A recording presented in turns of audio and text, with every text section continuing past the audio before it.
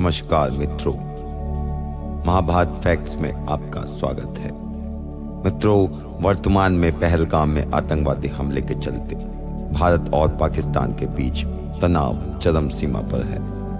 पाकिस्तान लगातार भारत पर आतंकवादी हमले करवाकर हमारे निर्दोष लोगों और सेना के जवानों को मार रहा है। हर कोई चाहता है कि इस बार आर पार का युद्ध हो जाए। इसी संदर्भ में पढ़े महाभारत क्या कहती है युद्ध के बारे में। वेदों में लिखा है, आत्मरक्षा के लिए संगठित हो जाओ और अपने धर्म की रक्षा के लिए बलिदान हो जाओ।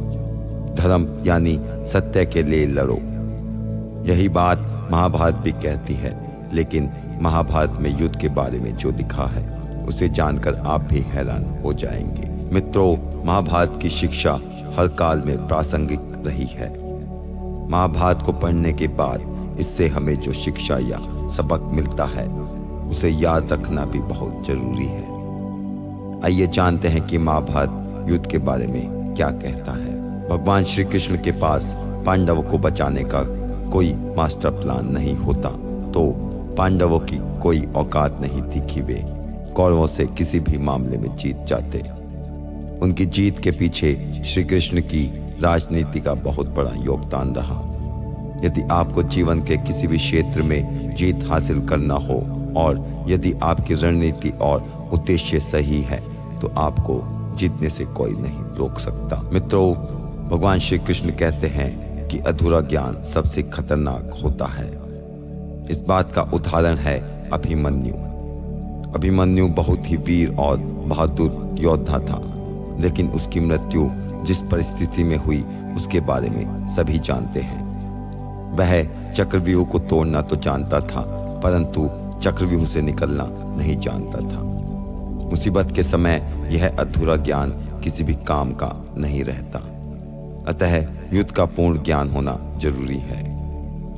मित्रों, महाभारत से सीखने वाली तीसरी बात यह है, महाभारत में कौन किसका दोस्त और कौन किसका दुश्मन था यह कहना बहुत ज्यादा मुश्किल तो नहीं, लेकिन ऐसे कई मित्र थे जिन्होंने अपनी ही सेना के साथ विश्वासघात किया।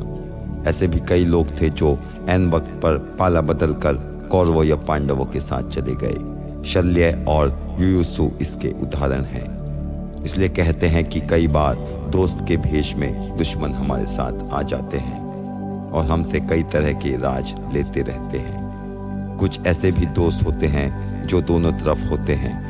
ऐसे दोस्तों पर भी कतई भरोसा नहीं किया जा सकता, इसलिए किसी पर भी आंख मूंद कर विश्वास नहीं करना चाहिए।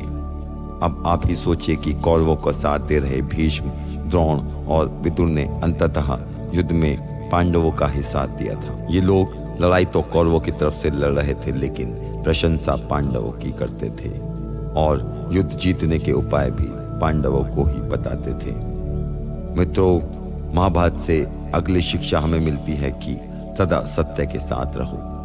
कौरवों की सेना पांडवों की सेना से कहीं ज्यादा शक्तिशाली थी। एक से एक योद्धा और ज्ञानी जन कौरवों का साथ दे रहे थे।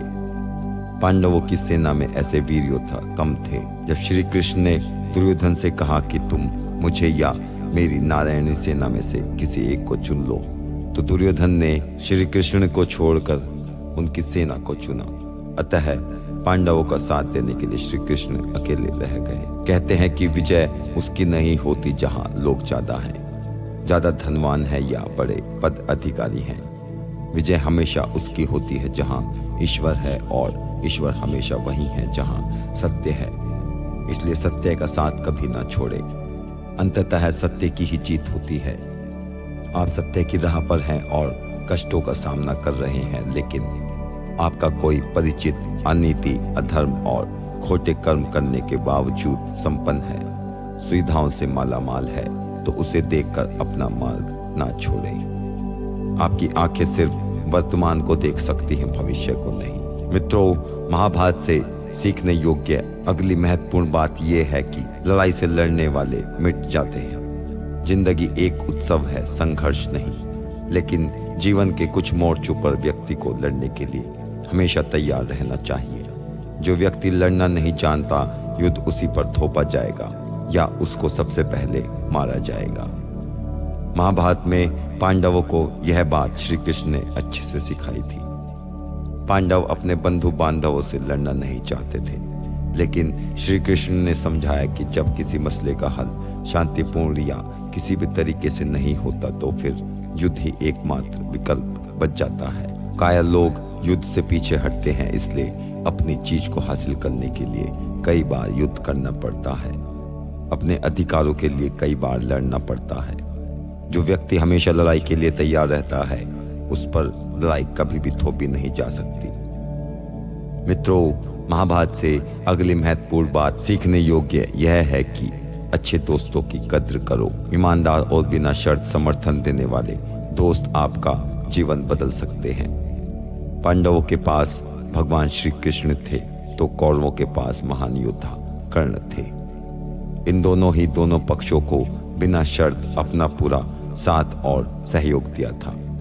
पांडवों ने हमेशा श्री कृष्ण की बातों को ध्यान से सुना और उस पर अमल भी किया, लेकिन दुर्योधन ने कर्ण को सिर्फ एक योद्धा समझकर उसका पांडवों की सेना के खिलाफ इस्तेमाल किया। यदि दुर्योधन कर्ण की बात मानकर कर्ण को घटोत्कच को मारने के लिए दबाव नहीं डालता तो जो अमोघ अस्त्र कर्ण के पास था उससे अर्जुन मारा जाता। यदि कर्ण को पहले ही सेनापति बना दिया जाता तो युद्ध का परिणाम कुछ और ही होता।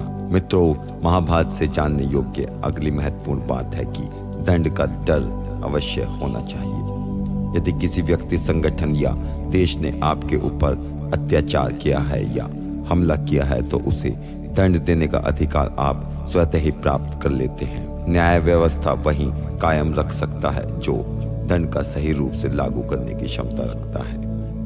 यह चिंतन घातक है कि अपराध से घृणा करो, अपराधी से नहीं। दुनिया भर की जेलों से इसके उदाहरण प्रस्तुत किए जा सकते हैं। जिन अपराधियों को सुधारने की दृष्टि से पुनर्वास कार्यक्रम चलाए गए, उन्होंने समाज में जाकर फिर से अपराध को अंजाम दिया है।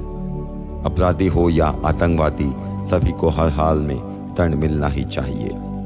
यदि उसे दंड नहीं मिलेगा तो समाज में और भी अपराधी पैदा होंगे और फिर इस तरह संपूर्ण समाज ही अपराधियों का समाज बन जाएगा।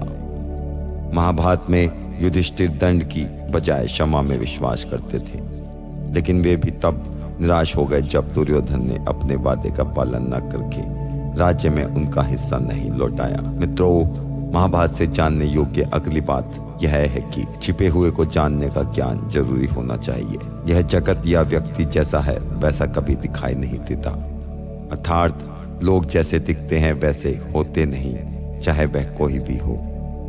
महाभारत का हर पात्र ऐसा ही है, रहस्यमय। छिपे हुए को जानना ही व्यक्ति का लक्ष्य होना चाहिए, क्योंकि ज्ञान ही व्यक्ति को बचाता है। भगवान श्री कृष्ण के कई ऐसे योद्धा थे जो छिपे हुए सत्य को जानते थे। श्री कृष्ण ने अपने कई जासूस चारों ओर फैला रखे थे, जो उन्हें हर समय, हर घटना और शत्रु की मंशा की जानकारी देते रहते थे। मित्रों, महाभारत से जानने योग्य अगली महत्वपूर्ण बात यह है कि गोपनीयता और संयम रहना जरूरी है। जीवन हो या युद्ध, सभी जगह गोपनीयता का महत्व है।